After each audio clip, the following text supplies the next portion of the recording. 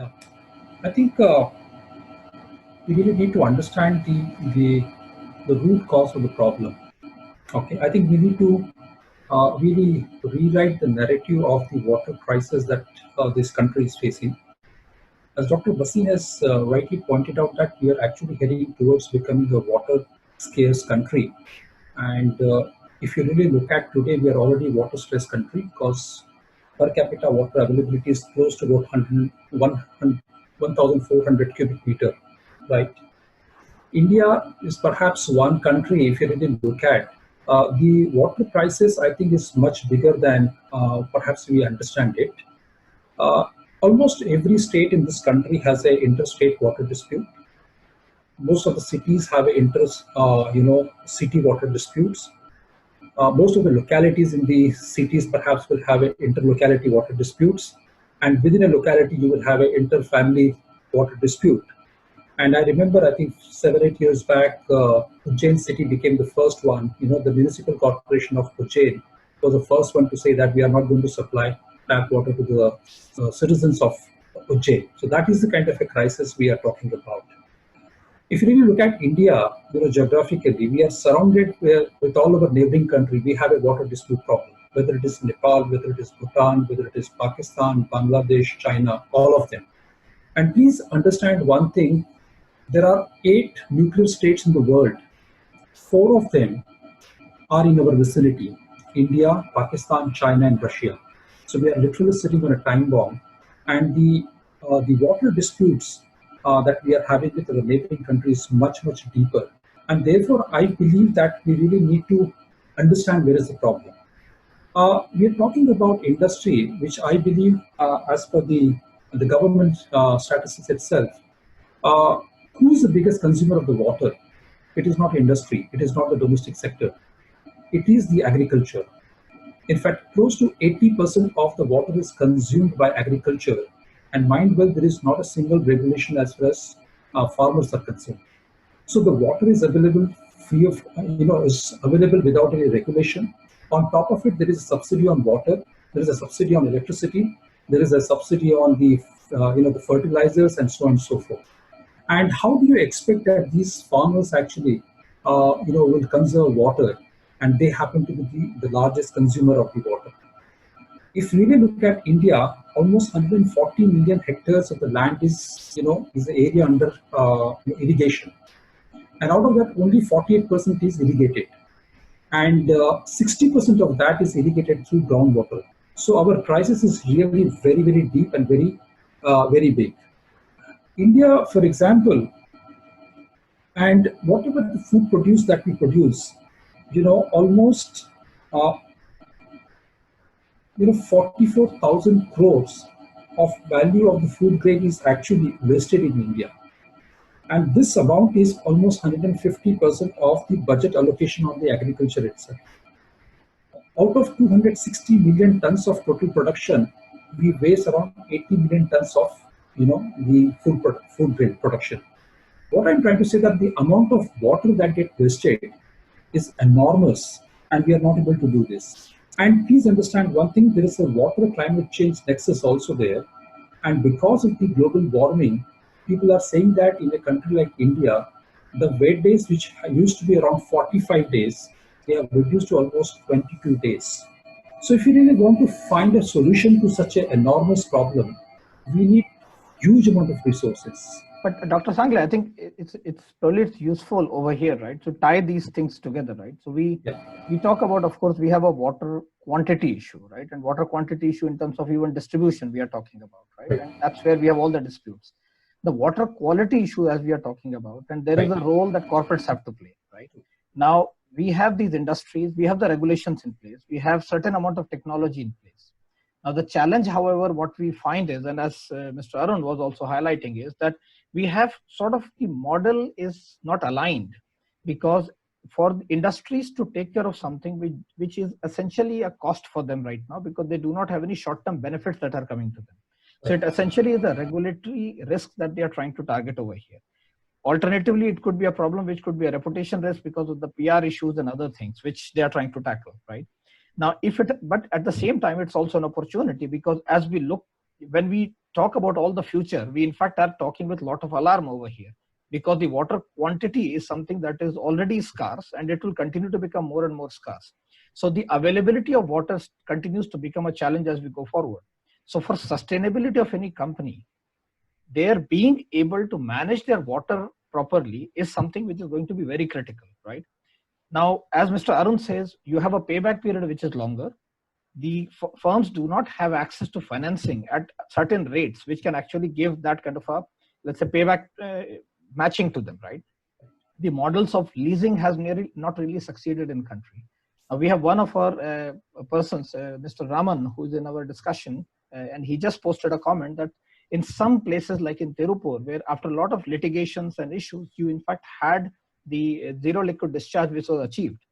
But what we see also is that in many places, we are actually converting the problem from a liquid waste problem to solid waste problem. Because while we are treating this, right, while we are treating the wastewater, in the end, there is some residue which is left. And if it is in solid form, we have a challenge of how to handle the solid waste in this country also. So there are complex issues over here. But if you can address, let's say from a corporate side, how exactly sustainability should be seen as an opportunity also, and because right now it is only a risk driver. So how exactly that balance will be achieved, and then probably we can take to Mr. Arun to see what can be alternative models can be there for handling of that kind of a waste and how big that challenge is. So I was actually coming to that one. So what I basically wanted to highlight is that it's a huge challenge. And this challenge can be met only if you have resources. And as you have rightly pointed out, and Mr. Arun also has rightly pointed out, you have limited resources. Even in the corporate world, even though they generate wealth, but even they have limited resources. So the question is that, can we actually pluck low-hanging fruits, correct?